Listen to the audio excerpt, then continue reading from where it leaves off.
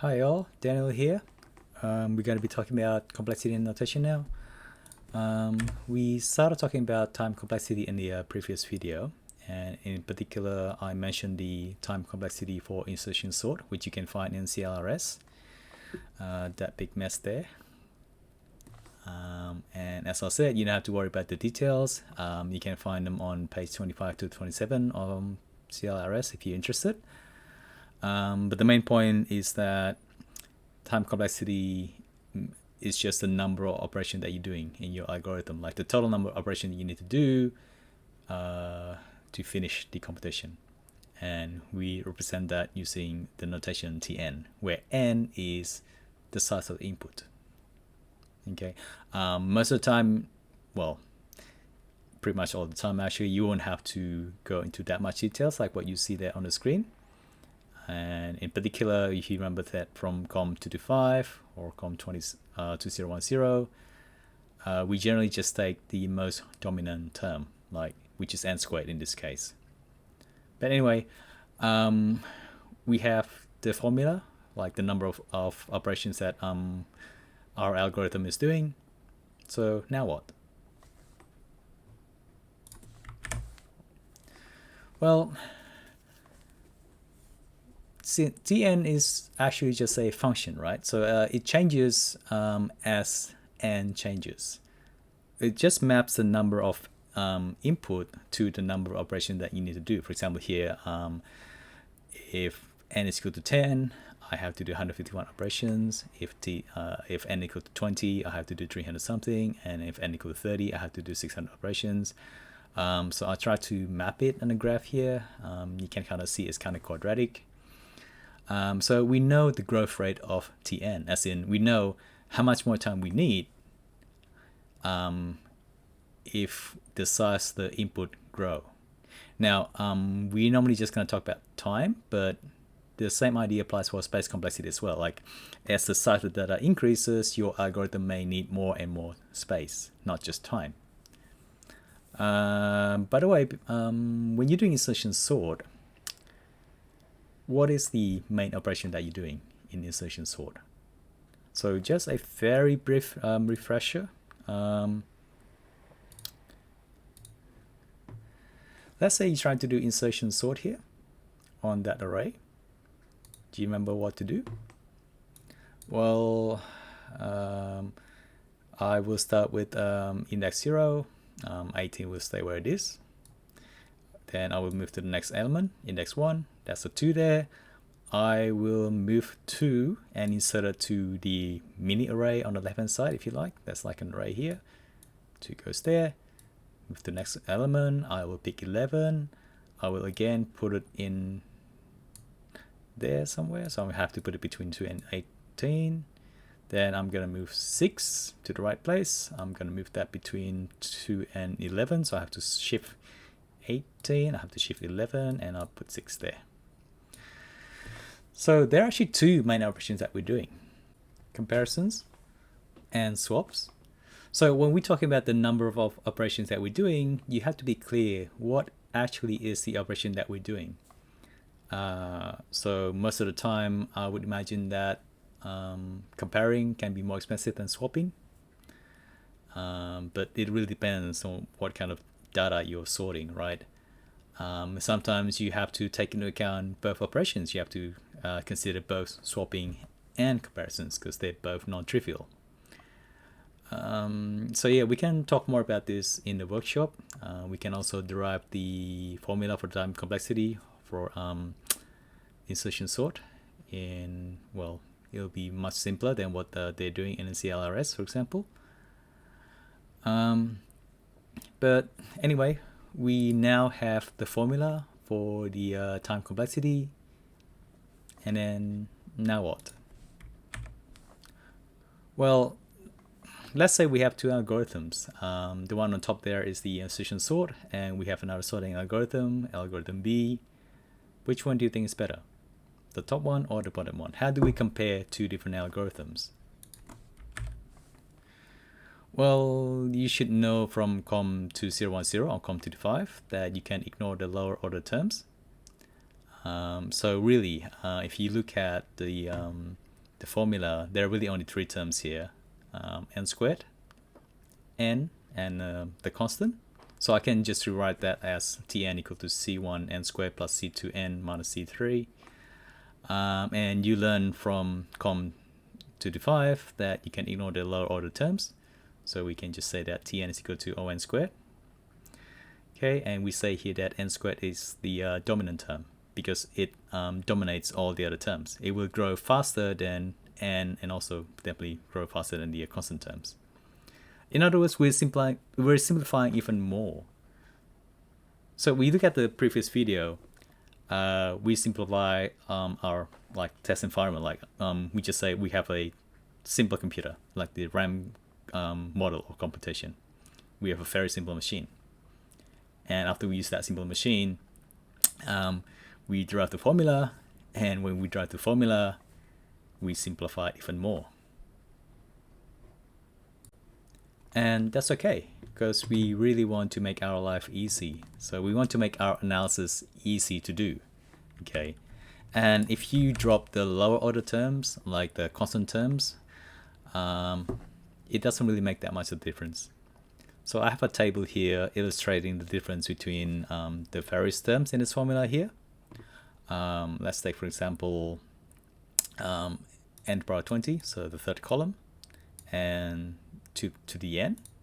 So if n equal to 400, n to the power 20 is 1.1 times 10 to the power 52 versus 2.58 times 10 to the power 120. So 10 to the 60 is a big number. It's a very, very big number. Okay, and we're doing time complexity of when we're doing time complexity analysis, we generally think about n being a very big number.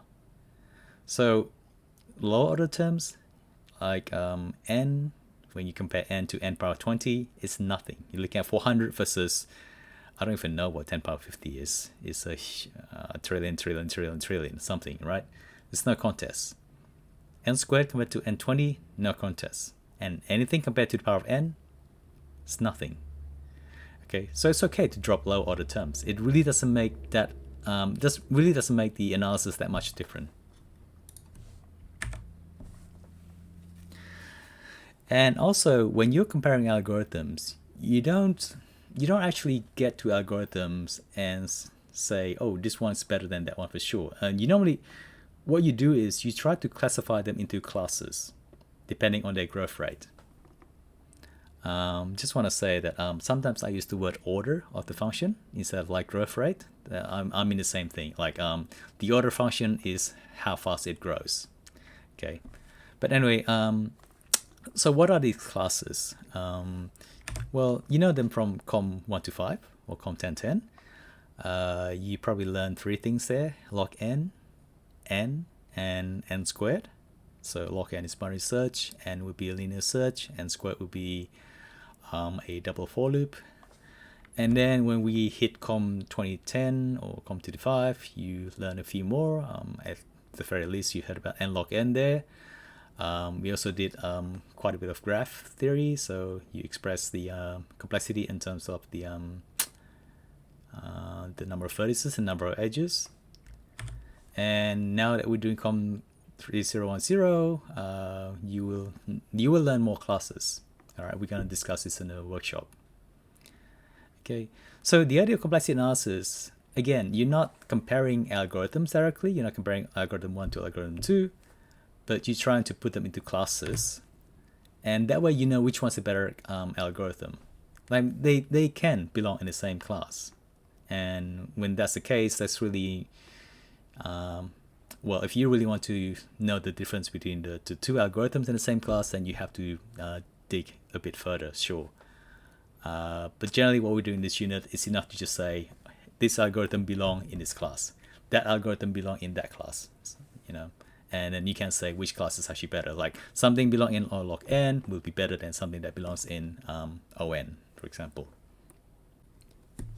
So now we're going to talk a bit more about this big O notation that you've seen in COM2010 or COM2-5. So you probably have heard this before, but the big O notation represents the upper bound.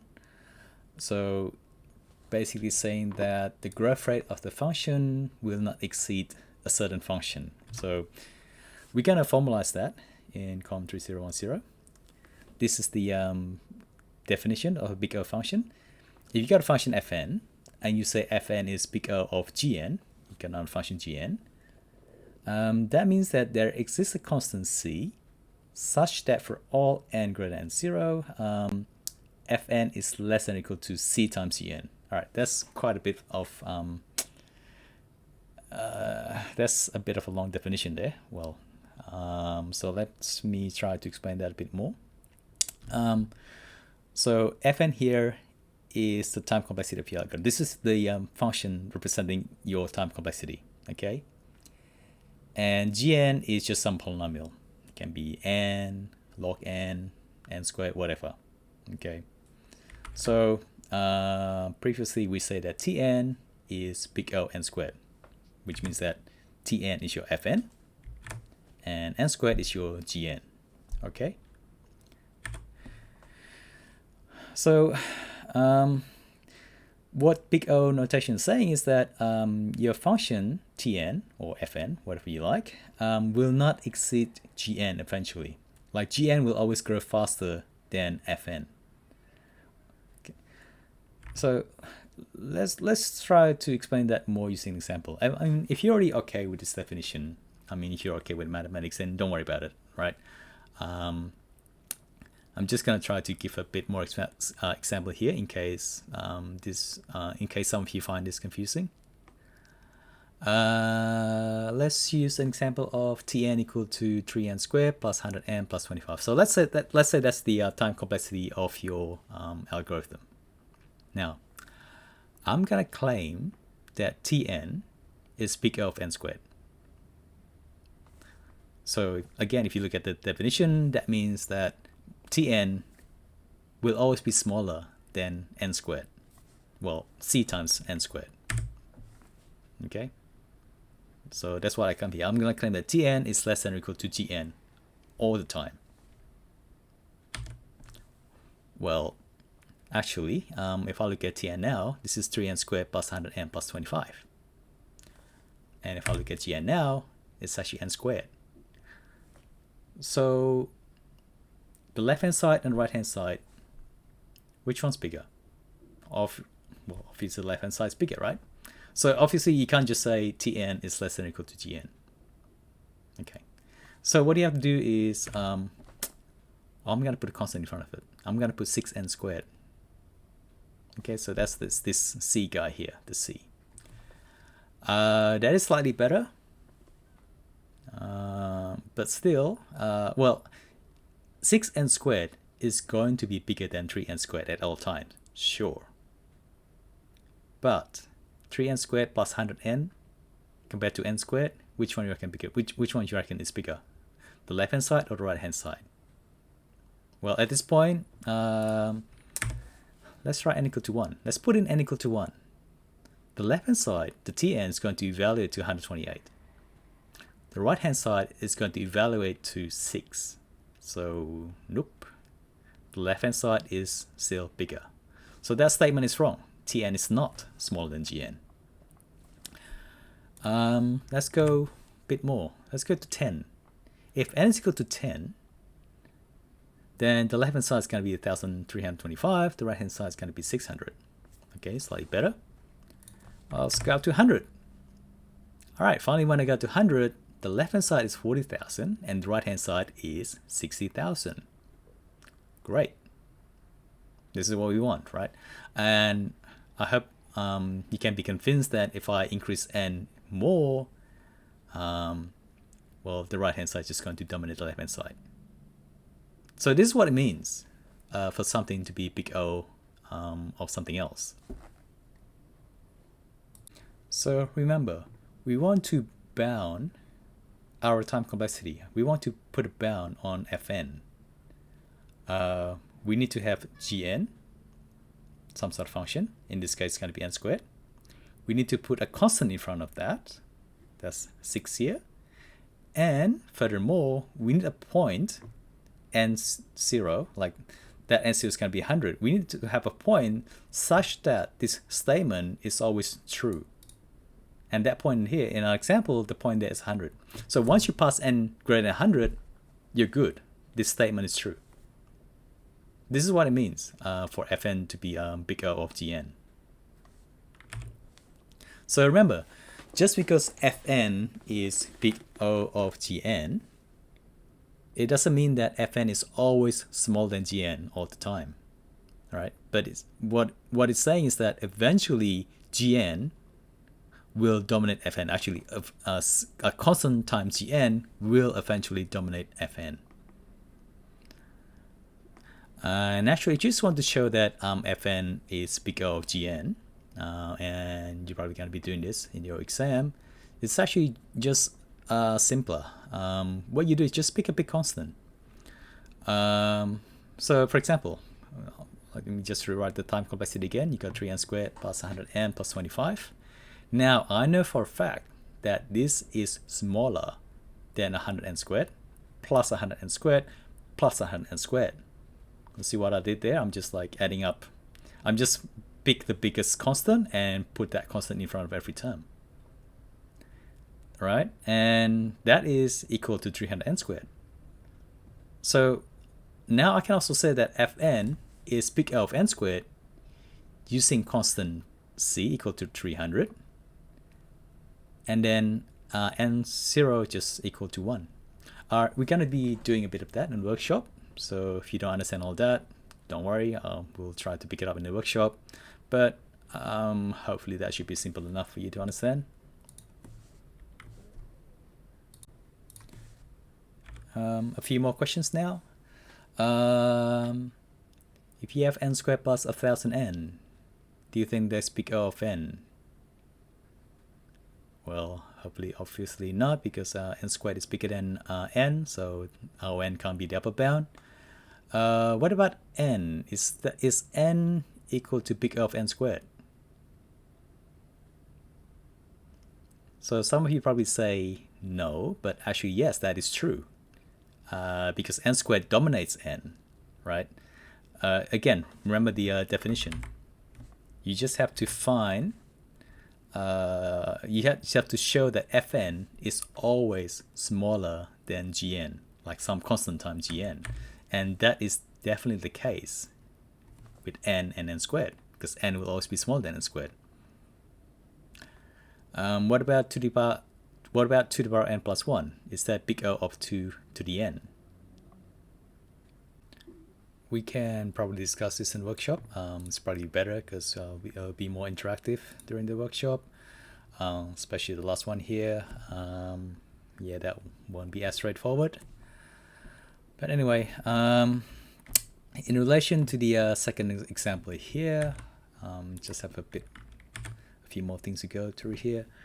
Is n squared big O of n squared? Yes. Is n log n big O of n squared? Yes. Is n big O of n squared? Yes. Is log n big O of n squared? Yes. These are all correct. These are all true. But the question you have to ask yourself is, are they useful? Okay. So so that's another way to see big O notation. Well, actually, this is the correct way of doing it. When you say something is big O n squared, then this is actually a set. Like big O n squared is a set of all functions that is bounded above by n squared. Like all the set of all functions that satisfy the definition we had earlier. So does n squared, is n squared a function that satisfies that? Yes. Is n log n? Yes. Is n? Yes. Is log n? Yeah. Okay. So we are using the notation equal there, like the equal sign there. But actually this whole like big O notation actually represents a set. So that's something you can keep in mind if if you're gonna be doing more on this later. You should definitely need to know that. But anyway, big O notation is concerned with asymptotic analysis. So we study how an algorithm behaves as n goes to infinity. Again, we ignore every lower order terms, and we ignore constants because if n goes to infinity, they become insignificant, like you saw in the previous table. We ignore constant multipliers because what's more important is the growth rate. And the reason why we make all the simplification again is because we want to make algorithm comparison easy, right? We just want to pick out the most important elements of the algorithms. Now, big O notation is not the only asymptotic notation. The one that you also need to know for this unit is the big omega notation. So big omega notation is the asymptotic lower bound, so it's pretty much the opposite of the big O notation. So instead of like fn being smaller than gn, you want to find the gn such that fn is always greater than gn, no matter what kind of constant you multiply gn with. Okay, so that is what the omega looks like gn, fn is big omega gn in this picture here. Okay, so just a few questions to make sure you understand the point. Is n squared big omega n?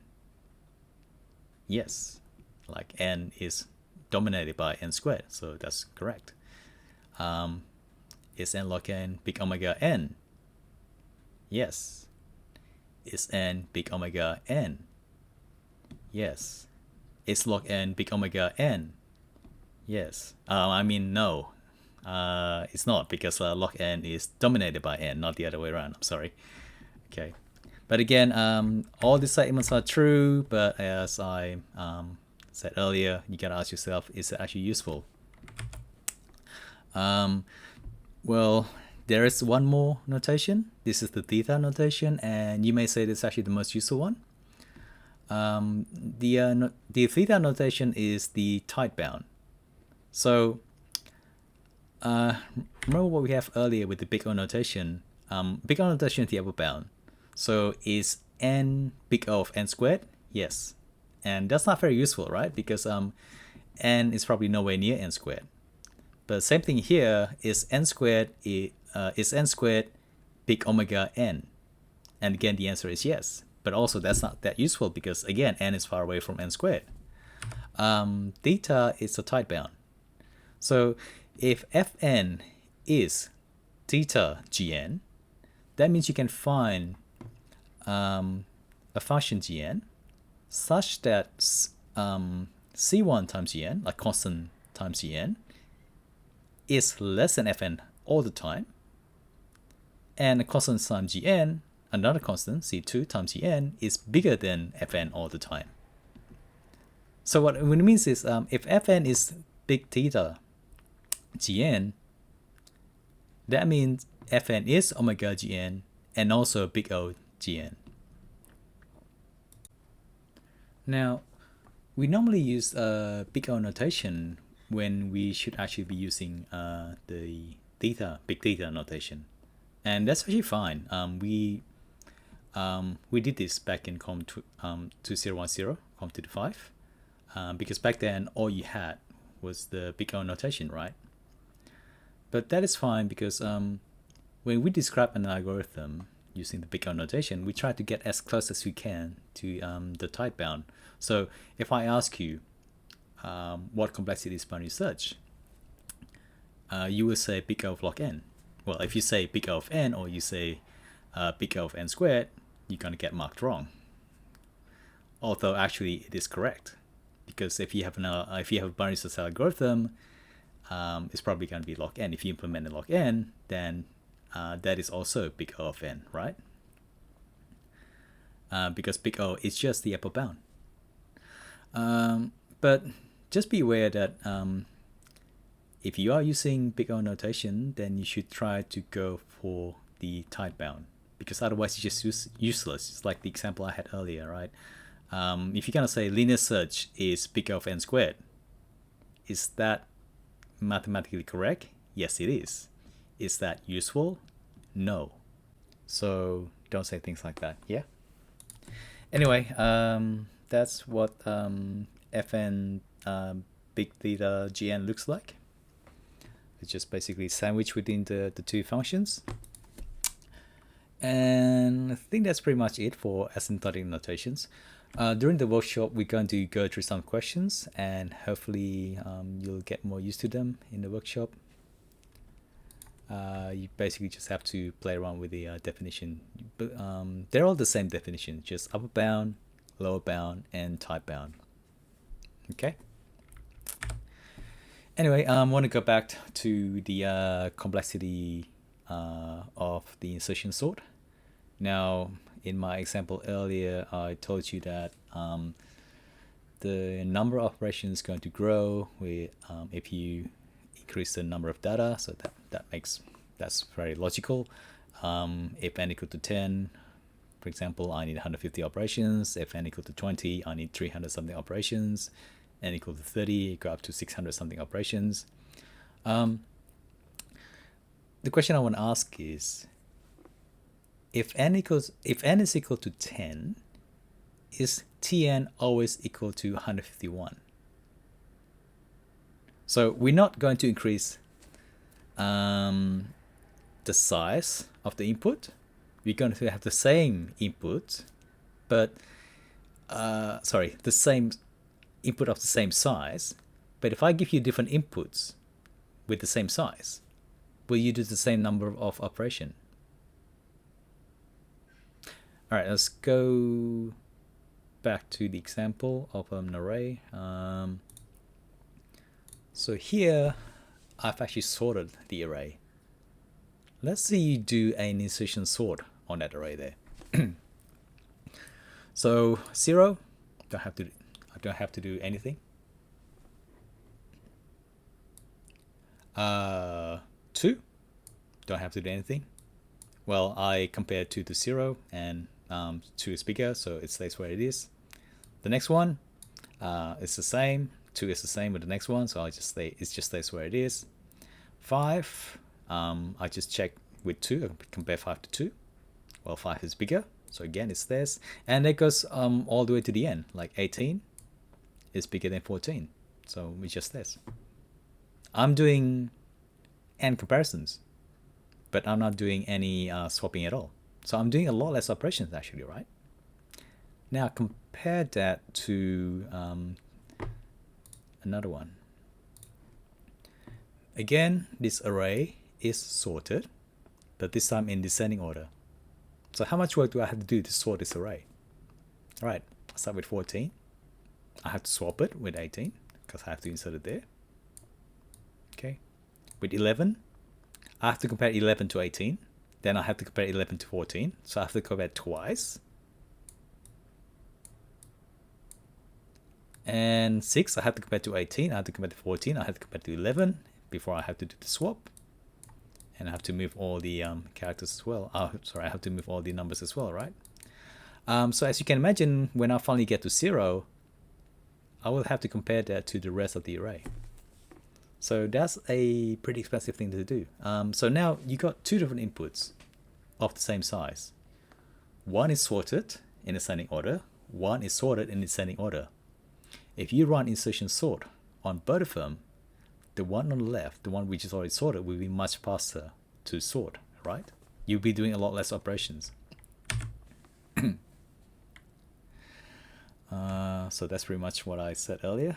If n increases, then we expect Tn to increase. But what if n remains the same? What happens to Tn? Well, now this is where we have to talk about best case complexity, worst case complexity, and average case complexity. So if you fix the size of an input to n, right, there can be many different inputs of that size. When you talk about the worst case complexity, you talk about the longest running time for any kind of input of size n. Okay, in the case of insertion sort, you will have to do O(n) squared comparisons, and you have to do O(n) squared swaps. But in the best case complexity, as you saw earlier, we didn't have to do much. This is the fastest running time for any input of size n. Okay, so when you talk about time complexity, the formula again is you express that in as Tn. Like how much time do I need if I have inputs of size n? If you just fix n, there are some input, which is the best case, where it will run so fast, will run fastest. You have some inputs of size n, which will also give you the worst running time. And you can also try to work out the average case complexity, like on average of all inputs of size n, what is my average running time? Okay. So, yeah, I mean, this graph pretty much explains what it is. Like, you have problem size 2, you have 2 different inputs of size 2 with the different number of steps. You have different inputs of size 4, and all of them will give you a different number of steps. Okay, that's the worst case, that's the best case, and the middle one is the average case.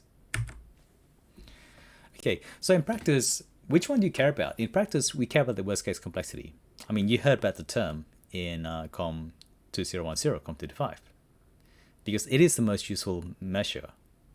I mean, average case complexity can also be useful, but most of the time we're going to be looking at worst case complexity. Why? Because, well, you want to be prepared for it, right? If you have a project and you have to perform some computation, then you want to know how long it will take. Yeah, it's just a human nature to prepare for the worst. So that's why we always think about in terms of worst case complexity most of the time. Average case complexity is also useful. We're not going to talk much about average case complexity because it can be difficult to derive. You need to use probabilities, and generally I don't really want to go through probabilities in COM 3010. Best case complexity is probably the least useful, but it has uses. There's some discussion about it on Skinner and also on CLRS when they use best case complexity. Okay, but just understand, those are the 3 different complexity that you have to worry about: worst case, best case, and average case. And most importantly, don't mix up best, average, worst case with the asymptotic notations. So what I said here is you can express worst case complexity using the big O notation. You can also express the average case and the best case using the big O notation. Again, don't mix them up.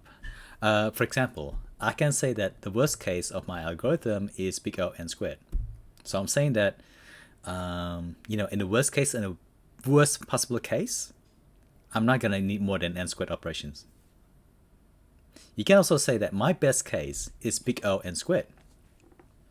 That's like saying that the very best case, all right, is not going to be slower than n squared. Well, that's probably not a very useful thing to say anyway, right? But you can see that often when you talk about worst case complexity, you're going to see the big O notation. And this is what you do in COM 2010 and COM 225. You always talk about the worst case complexity, and hence you always use the big O notation. It kind of makes sense, right? If my worst case complexity is not gonna, my worst case complexity has a number bound, so I can guarantee to you that it's not gonna get worse than that. When you talk about the best case complexity, sometimes you will see the omega notation. And omega notation is the lower bound, remember? So when you're saying my best case is big omega n squared, for example, it's like you're saying that it's not going to get any better than n squared. Like even my best case, the lower bound is n squared. So really, this is the minimum running time. Okay, hope that makes sense. And that's pretty much all we have for this lecture here. So we only discuss asymptotic notation actually, and I'm going through that. I think I went through that very slowly, so hopefully that wasn't too boring for you. And we also talk about best case, average case, and worst case complexities. We're going to be talking a lot about this in the coming weeks. So make sure you have a good foundation on this topic, because we're going to use them again and again and again during the semester. Okay, thank you very much. I'll see you in the next lecture.